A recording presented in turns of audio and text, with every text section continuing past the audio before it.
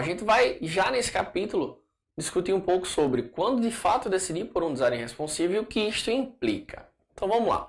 Eu vou retomar aquele exemplo que eu comecei no capítulo anterior, que foi como nós do curso IAG decidimos que a gente precisava de um design responsivo. Junto com essa discussão, eu vou trazer uma análise de quando você vai decidir por um design responsivo e o que isso vai implicar. Então vamos lá. Lembra que eu falei sobre modismo? Ok. Esse modismo, às vezes, ele vem por parte do cliente, e não necessariamente do desenvolvedor. Ou seja, todo mundo está falando para o cliente, ó, o design tem que ser responsivo, o design tem que ser responsivo. E ele chega para a agência e fala, ó, quero um site responsivo, um site para todo tipo de tela que existir. E às vezes ele não tem a menor noção do que isso implica.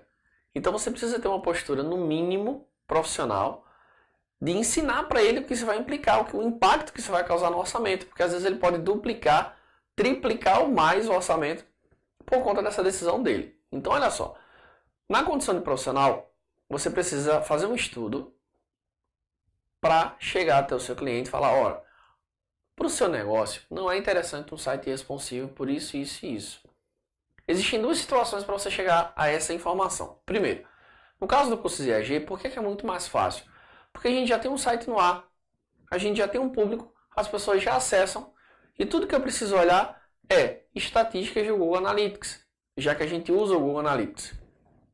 Adriano, um cliente já tem um site no ar, mas não usava o Google Analytics. Ok, você pode fazer uma enquete. Qual o tipo de dispositivo ou de onde você mais acessa o nosso site?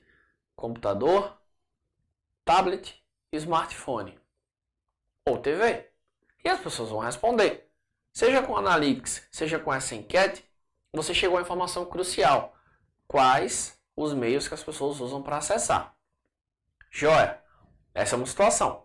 Segunda situação é o cara que não tem site, não tem lista, não tem público, ele está começando agora. Como é que você vai levantar essa informação? Bom, pesquisa. Mas como assim, Adriano? Bom, é uma loja física? É um tipo de negócio físico? É, sei lá, é um consultório? É uma clínica? É um supermercado? É uma loja? Tem pessoas entrando lá? Tem. Então coloca um formulário. Pega uma fichinha e coloca lá. A mesma coisa. Com isso você vai ter informações e vai justificar para o seu cliente, ó, não é interessante. Esqueça essa história de só querer vender por vender. Ó. Não é interessante porque as pessoas não estão usando o celular para procurar esse tipo de negócio. Ou você vai colher informações interessantes ao ponto de dizer, ó, seria interessante você fazer. Ok, uma vez chegar a essa conclusão, você precisa ter coerência para chegar para ele e falar quais são as telas que a gente vai escolher. Bom, as telas que a gente vai escolher se for pelo cliente, eu quero todas. Eu quero que qualquer celular, qualquer tablet, TV, tudo. Bom, senhor, olha, é o seguinte, isso demanda fazer praticamente outro site em outro formato. Na prática, significa dizer que se o site ia custar 2.000, por exemplo, ele pode custar 3, ele pode custar 4, 5, 6 e assim por diante. Então o cliente às vezes não tem essa noção. Ele acha que é só dizer lá, ó, o site é responsível igual a true. Pronto, tá bom, tá tudo é responsível agora. Não é assim. Então, primeira dica, pense cuidadosamente sobre o tablet. Por quê? Porque a resolução dos tablets é grande. A maioria tem uma resolução no mínimo de um monitor de 14 ou 15 polegadas. Então será que vale a pena você criar uma versão só para tablet? Bom, isso é uma coisa que você vai estudar.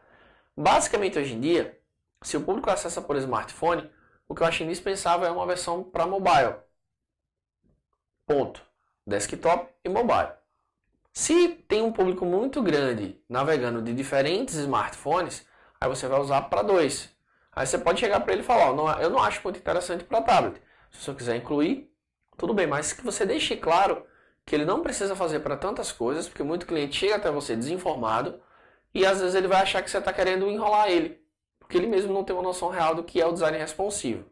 Então, tudo isso que eu falei para você vai ajudar a fazer um projeto de pesquisa ou a levantar essa informação, se já tiver o Analytics, a escolher quantas versões você vai criar e explicar o impacto que isso gera no negócio e no orçamento para o cliente. Uma vez que tudo isso estiver claro, aí você vai passar um orçamento final, fechar com o cliente e começar a trabalhar. Bacana?